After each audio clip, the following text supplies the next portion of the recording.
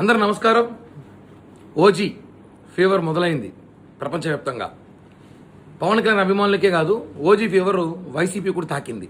కాబట్టే తాడేపల్లి ప్యాలెస్ నుంచి అన్ని జిల్లాల్లో ఉన్న వైసీపీ అభిమానులు కూడా ఓజీ ఫీవర్తో వణుకుతున్నారు. ఇందాకే మాజీ మంత్రి, మాజీ ఎమ్మెల్యే అంటే ఆయనే అంబటి రాంబాబు, ఆయన శాఖ మీద అవగాహన లేదు, పట్టు లేదు. ఆయన నియోజకవర్గం మీద, ప్రజల మీద ప్రేమ లేదు. కానీ పవన్ కళ్యాణ్ గారి అభిమానులు అంటే చాలా ప్రేమ ఉంది. పవన్ కళ్యాణ్ గారు అన్న భక్తి ఉంది ఆయనకి. ఆయన కూడా భక్తుడే.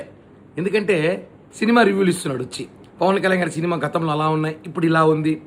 ఆ ఓజీ ప్రొడ్యూసర్ గురించి, డైరెక్టర్ గురించి బాగా మాట్లాడుతున్నాడు. కానీ ఆయన చెప్పాల్సిన విషయం మర్చిపోయాడు. ఓజీ అభిమానులు అంటే మేము పవన్ కళ్యాణ్ అభిమానుల గురించి చెప్పలా, అందరి గురించి చెప్పు, మా గురించి చెప్పు. తెలుసు కదా, మొన్న ఎన్నికల్లో చూపించాం కదా మా బలం ఏందో, మా సత్తా ఏందో. అలా ఉంటుంది పవన్ కళ్యాణ్ అభిమానులు.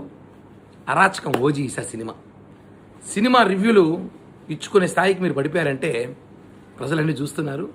నేను రాంబాబు గారు ఒకటి అడుగుతున్నా, టికెట్ల రేట్ల గురించి మాట్లాడతాను. హాస్యాస్పదంగా ఉంది.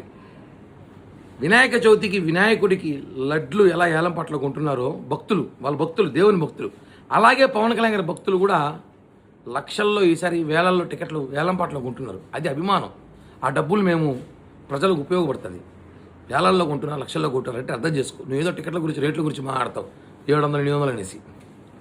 ఆయన కోసం ఆయన భక్తులు ఎంత ఆకిన వెళ్తారు, ఏమైనా చేస్తారు.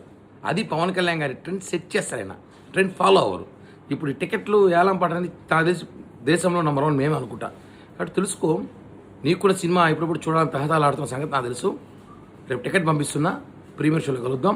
మర్చిపోయా, గోడల మీద బాతులు వంగి చూడొద్దు, దొంగతనంగా ప్రతిసారి చూసినట్టు. సినిమా టికెటే పంపిస్తా, వచ్చి ప్రీమియర్ షోలో కలుద్దాం. జై హింద్.